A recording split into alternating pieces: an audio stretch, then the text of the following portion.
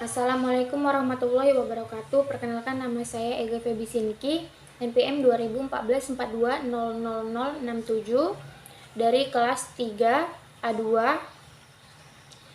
Ingin mempresentasikan beberapa teknik, yaitu ada 5 teknik dari mata kuliah keterampilan dasar konseling. Yang pertama yaitu summary dan termination.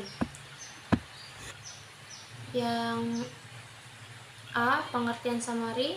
Menurut Supriyono Mulawarman tahun 2006, summary atau kesimpulan adalah keterampilan atau teknik yang digunakan konselor untuk menyimpulkan atau meringkas mengenai apa yang telah dikemukakan klien pada proses komunikasi konseling. Sedangkan keterampilan summary menurut DYP Sugiharto adalah suatu cara untuk meninjau ulang isi wawancara, mengumpulkan kembali unsur-unsur umum dan rincian-rinciannya. Yang kedua yaitu tujuan summary. Yang pertama yaitu menyatukan berbagai unsur-unsur dalam pesan klien. Yang kedua, mengidentifikasi tema-tema umum. Yang ketiga, untuk mengarahkan pembicaraan klien. Dan yang keempat, mencegah langkah yang terburu-buru dalam suatu sesi konseling. Yang selanjutnya yaitu ada jenis-jenis summary. Yang pertama adalah summary bagian, merupakan kesimpulan yang dibuat saat percakapan klien dan konselor yang dipandang penting. Simpulan ini berisi tentang suatu data atau sekelompok data dalam suatu proses konseling. Untuk kesimpulan tersebut didahului kata-kata pendahuluan. Selanjutnya yaitu modalitas kata pada summary bagian. Yang pertama yaitu untuk sementara ini. Yang kedua yaitu sejauh ini. Yang ketiga sampai saat ini. Yang keempat selama ini. Yang kedua yaitu summary akhir atau keseluruhan, merupakan kesimpulan yang dibuat pada akhir komunikasi konseling sebagai kesimpulan keseluruhan pembicaraan. Bentuk kesimpulan akhir didahului oleh kata-kata pendahuluan. Modalitas kata pada summary akhir yaitu yang pertama adalah sebagai kesimpulan akhir, yang kedua sebagai puncak pembicaraan, yang ketiga yaitu sebagai penutupan pembicaraan kita, dan yang terakhir yaitu dari awal hingga akhir pembicaraan kita. Selanjutnya itu ada cara melakukan summary. Yang pertama, menurut M. Surya tahun 2003, keterampilan menyimpulkan dapat dilakukan dengan cara-cara sebagai berikut. Yang pertama yaitu memberikan kesempatan kepada klien untuk menyampaikan ungkapannya secara lengkap. Yang kedua yaitu menunjukkan sikap memberikan perhatian dan menyimak dengan penuh perhatian. Yang ketiga yaitu membuat catatan-catatan sepenuhnya untuk merangkum pembicaraan. Dan yang terakhir yaitu sesudah klien menyampaikan ungkapannya, konselor memberikan respon dalam bentuk menyampaikan rangkuman pembicaraan. Langkah-langkah membuat summary. Dalam Haryastuti dan Darminto tahun 2007 mengemukakan langkah-langkah dalam membuat rangkuman summary adalah sebagai berikut. Yang pertama yaitu memperhatikan dan mengingat pesan atau serangkaian pesan klien dengan cara menyatakan kembali dalam hati. Hal ini dapat dilakukan dengan bertanya dalam diri, apa yang telah dikatakan atau dilakukan klien. Yang kedua yaitu mengidentifikasi beberapa pola, tema, atau unsur ganda yang tampak jelas dan dalam pesan-pesan klien. Hal ini dapat dilakukan dengan menanyakan dalam diri sendiri apa yang selalu diulang-ulang klien. Yang ketiga yaitu memilih kata pembuka rangkuman yang tepat, apakah menggunakan kata Anda atau nama klien, dan menyesuaikan dengan kata-kata yang diucapkan klien. Dan yang keempat yaitu gunakan pilihan kata yang menggambarkan tema atau gabungan unsur-unsur pesan, lalu ungkapkan sebagai respon rangkuman. Dan yang terakhir yaitu memeriksa keefektifan rangkuman dengan cara mendengarkan atau mengamati respon klien. Apakah ia memperkuat atau menyangkal tema yang dinyatakan konselor dalam rangkumannya. Yang selanjutnya F. Contoh penerapan summary konseling. Ibu saya merasa sebagian hidup saya telah hilang. Setelah kehilangan ayah saya merasa lemah sekali, Bu. Saya tidak mampu menjaga diri saya akibat perceraian keluarga saya.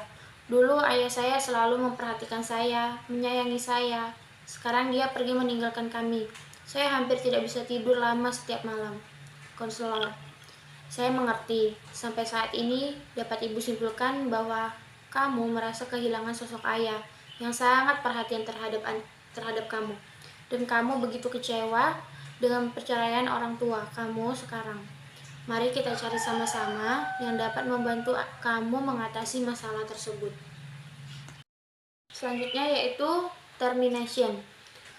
Menurut Supriyo dan Mulawarman tahun 2006 menyebutkan bahwa termination atau pengakhiran ialah keterampilan atau teknik yang digunakan konselor untuk mengakhiri komunikasi konseling, baik mengakhiri untuk dilanjutkan pada pertemuan berikutnya maupun mengakhiri karena komunikasi konseling betul-betul telah berakhir.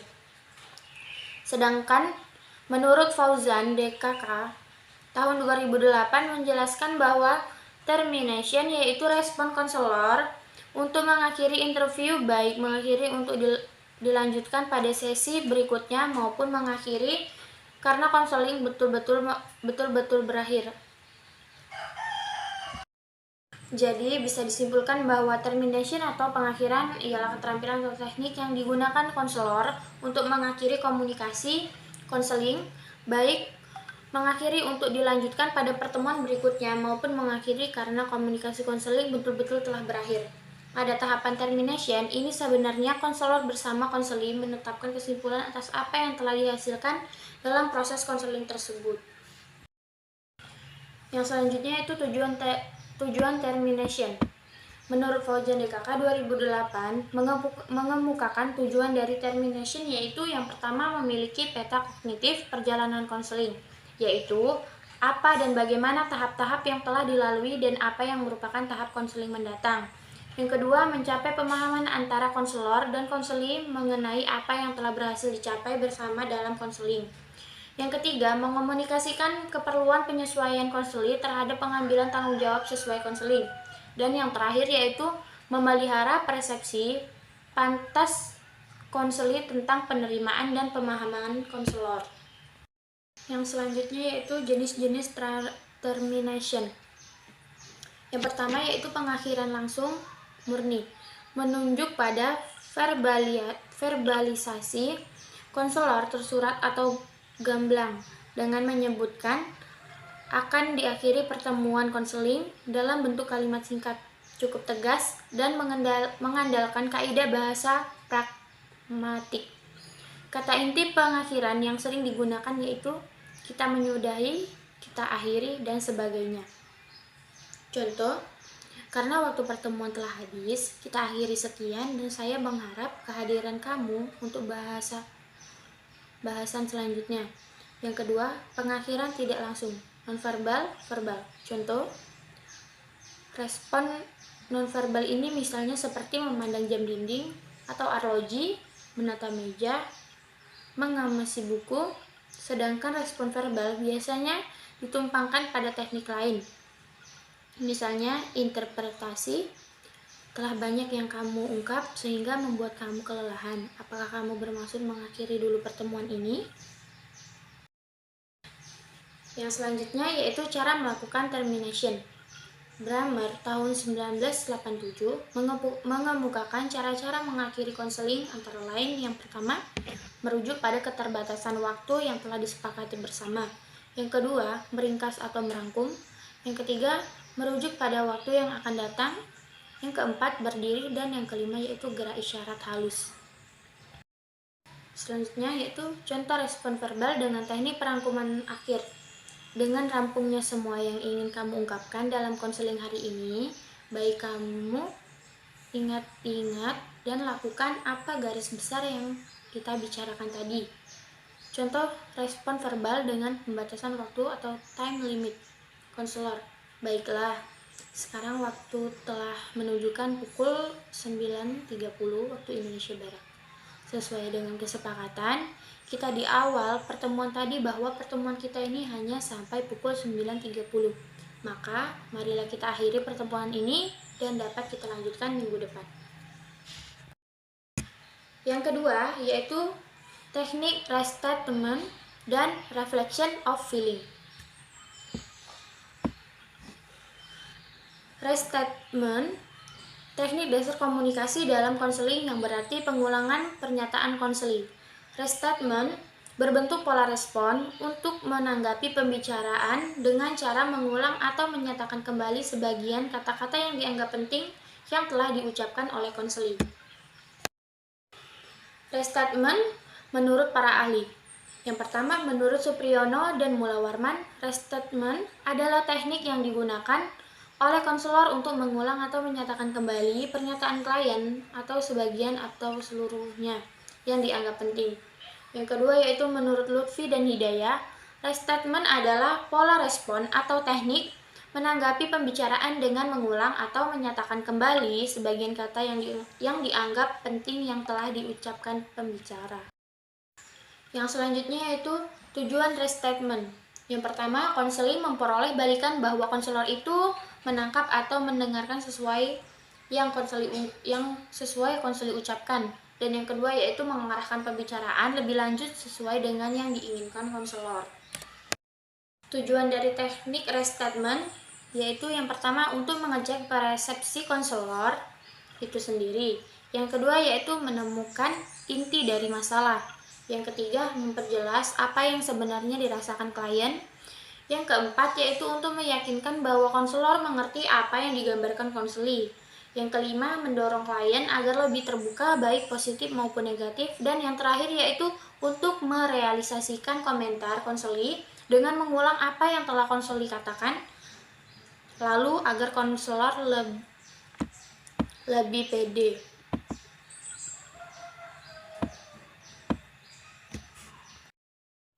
Fungsi atau manfaat dari teknik restatement yaitu dapat digunakan untuk memberikan umpan balik kepada isi dari pernyataan konseli dengan kata-kata yang berbeda.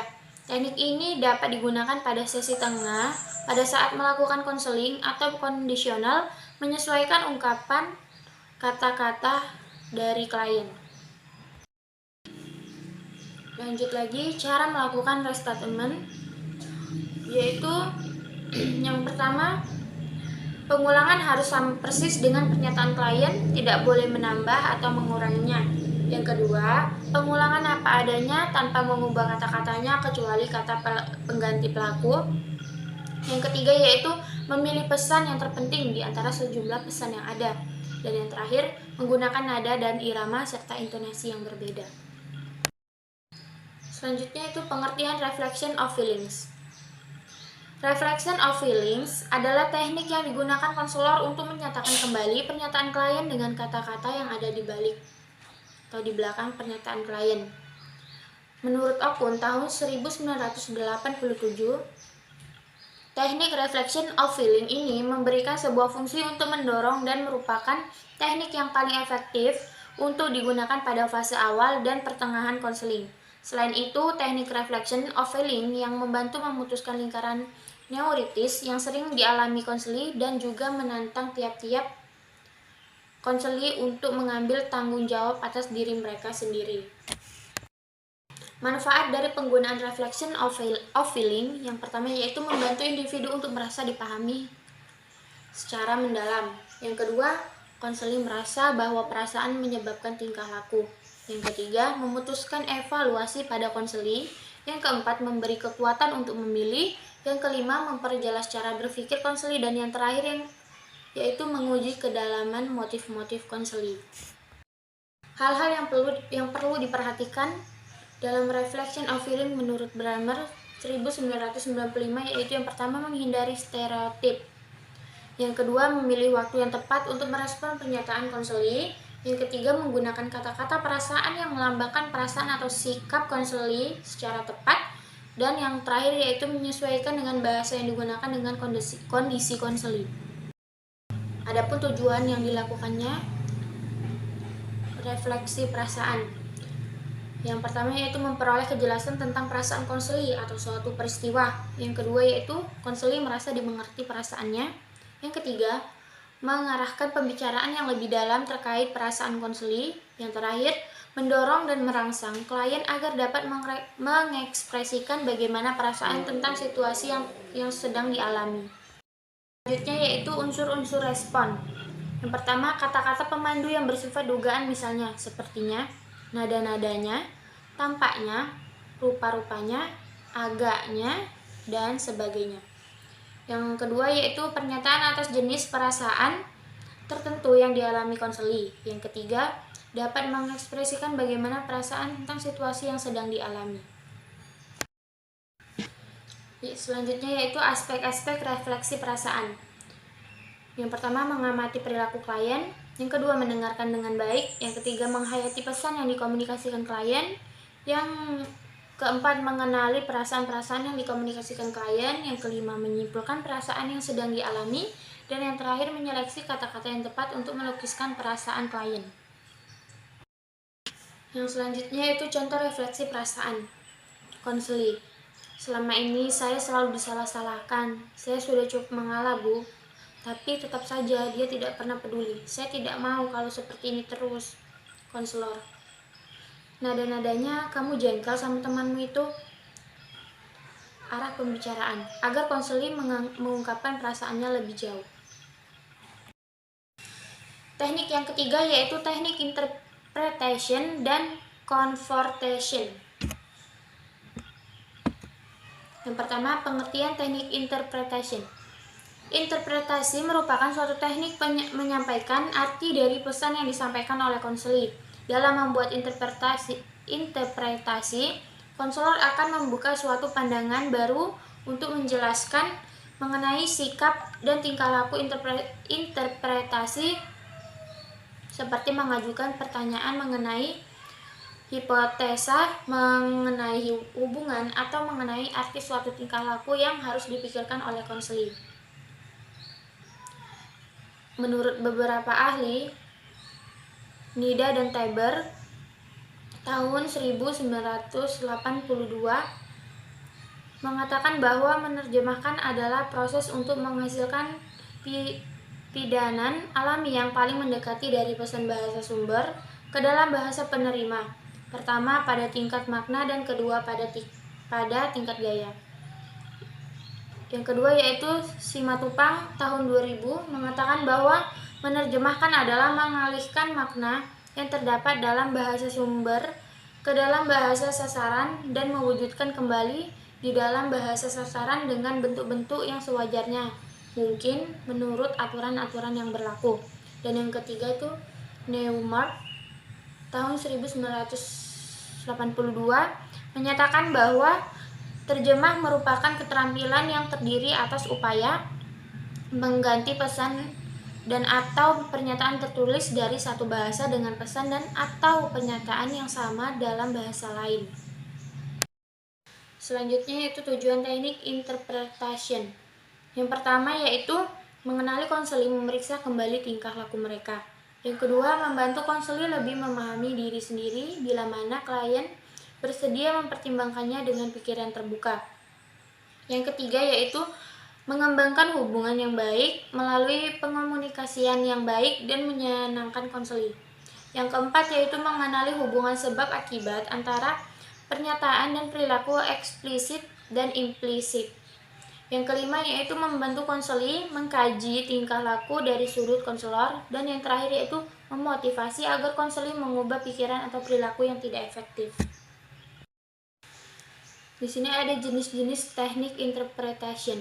Yang pertama yaitu pengecekan informasi teknik yang dipakai jika terjadi kegagalan dalam menangkap pesan eksplisit arti konseli. Yang kedua yaitu interpretasi tunggal, teknik untuk mengklarifikasi makna tunggal terhadap satu pesan atau ungkapan konseli. Dan yang ketiga yaitu interpretasi ganda, teknik untuk mengklarifikasi makna ganda terhadap pesan atau ungkapan konseli. Hal-hal yang perlu diperhatikan dalam teknik interpretasi yaitu yang pertama, sebaiknya konselor mengemukakan lebih dahulu kata-kata atau tindakan konseli yang melandasi pemberian interpretasi baru. Yang kedua yaitu konselor menawarkan interpretasinya sebagai kemungkinan dengan disertai permintaan umpan balik sehingga konseli bebas untuk menerima atau menolaknya. Modalitanya yaitu Anda mengatakan tadi bahwa dari keterangan saudara, dari uraian barusan, sepertinya Anda mencakup semua, dilihat dari perilaku dan perkataan Anda sepertinya. Contoh aplikasi teknik interpretasi.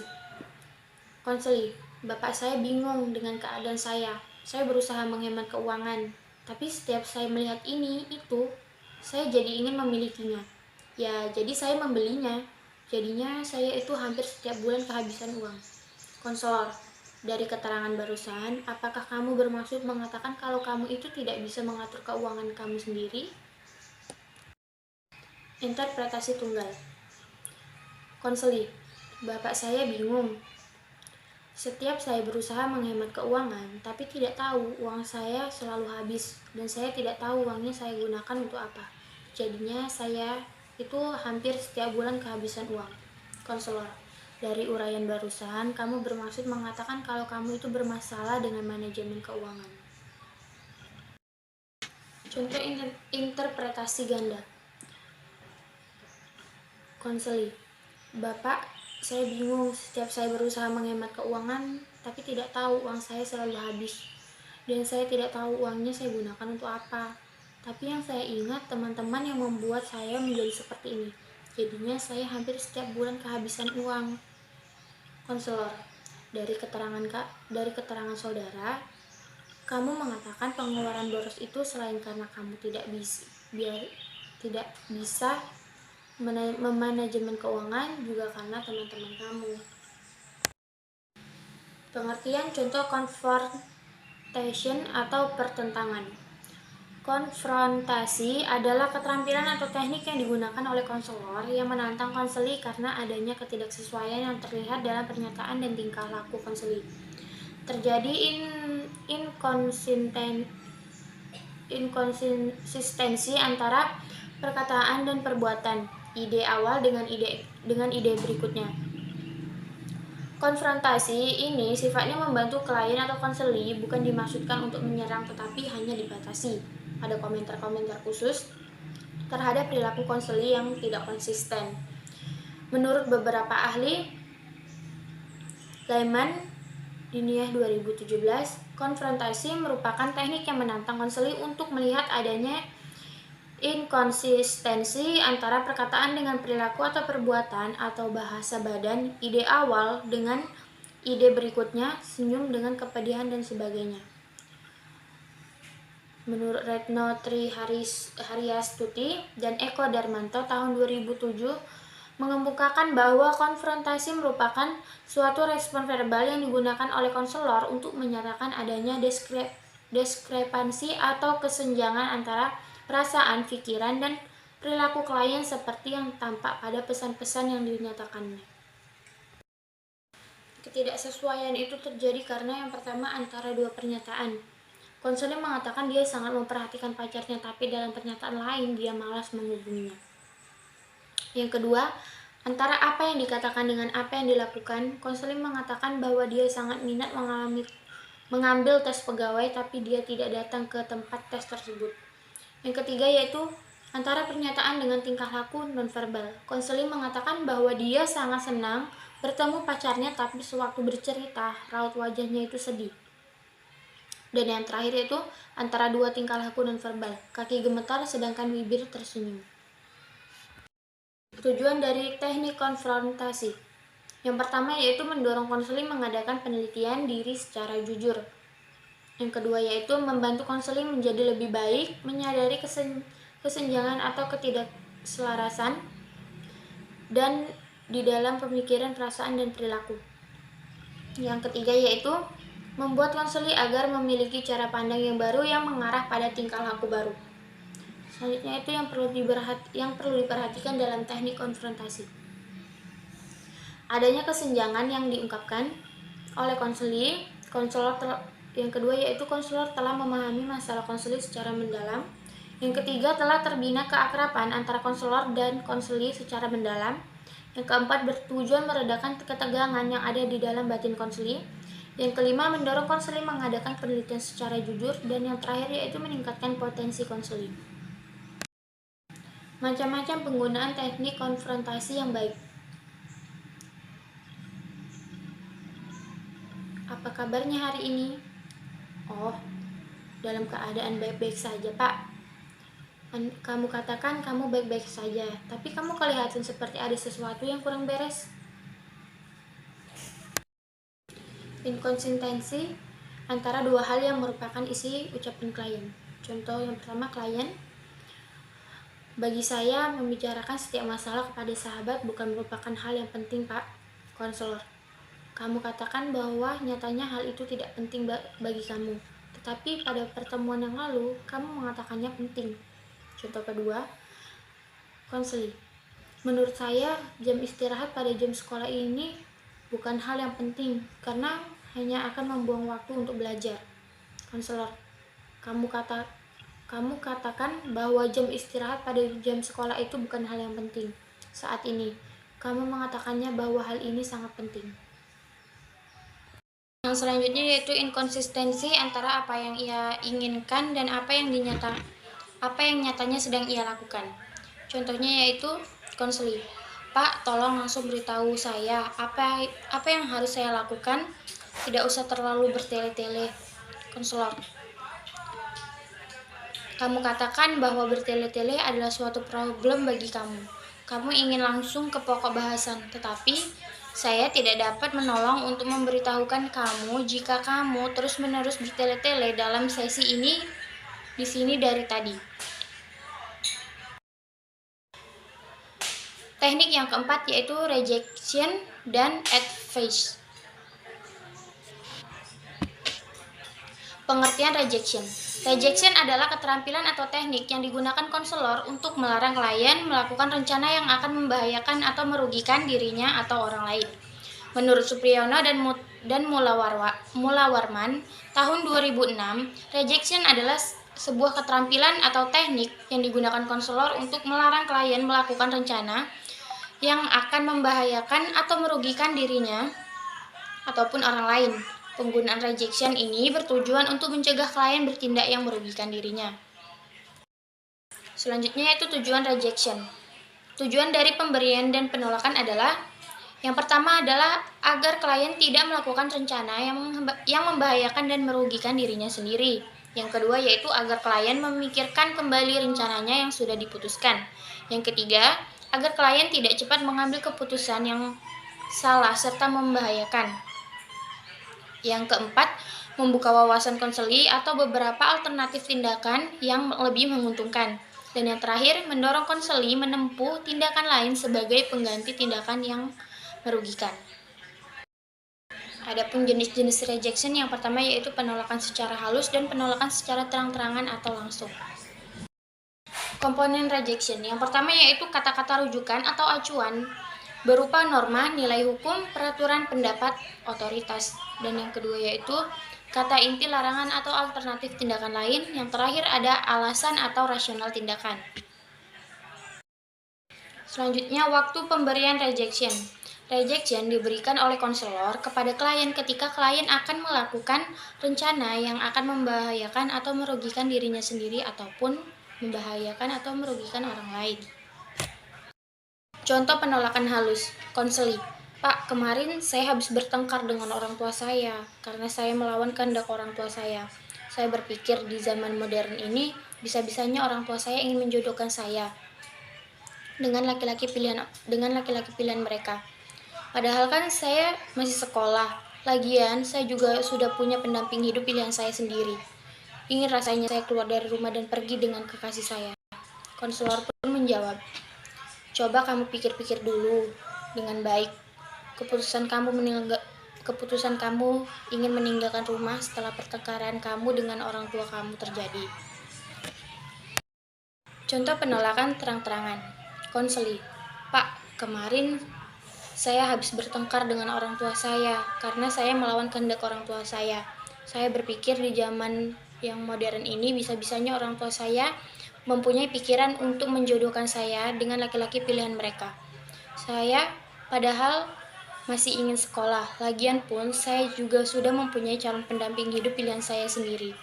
Ingin rasanya saya keluar dari rumah dan pergi dengan kekasih saya. Konselor pun menjawab: jangan. Sebaiknya hubungan keluarga antara kamu dengan orang tua kamu jangan sampai terpecah berai. Selanjutnya itu pengertian advice. Advice adalah keterampilan atau teknik yang digunakan konselor untuk memberikan nasihat atau saran bagi klien agar dia dapat lebih jelas pasti mengenai apa yang akan dikerjakan. Advice adalah keterampilan atau teknik yang digunakan konselor untuk memberikan nasihat atau saran bagi klien agar dia dapat lebih jelas pasti mengenai apa yang akan dikerjakan. Menurut Willis, tahun 2004, nasihat diberikan jika klien memintanya. Penggunaan advice bertujuan agar klien lebih jelas dalam memahami keputusannya.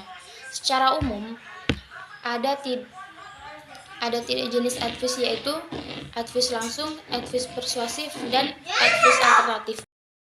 Tujuan advice. Tujuan dari pemberian nasihat adalah yang pertama, agar klien lebih jelas dan lebih pasti mengenai apa yang dikerjakan, atau disebut dengan advice persuasif. Yang kedua yaitu agar klien mengetahui fakta mengenai informasi yang sama sekali belum klien ketahui, atau advice langsung.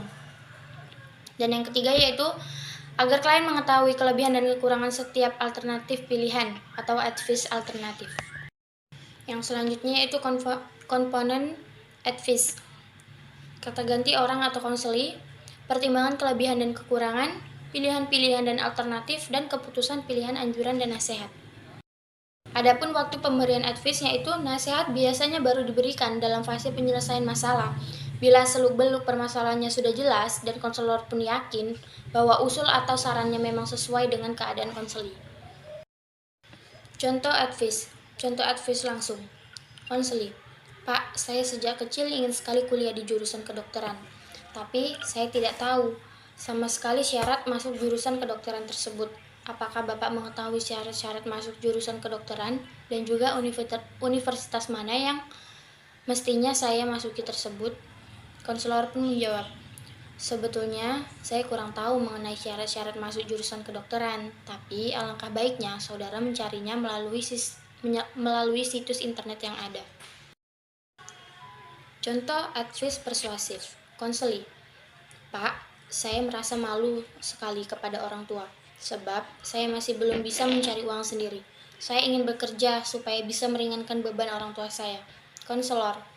Berdasarkan alasan tersebut, yang akhirnya saudara berkeinginan untuk bekerja, maka sangat baik sekali jika rencana saudara tersebut dapat dilaksanakan. Yang ketiga, contoh advice alternatif. Konseli.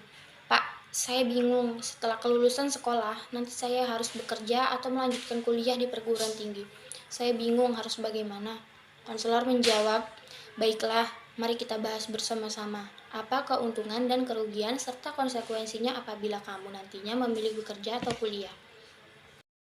Dan yang terakhir itu ada teknik paraphrasing dan clarification.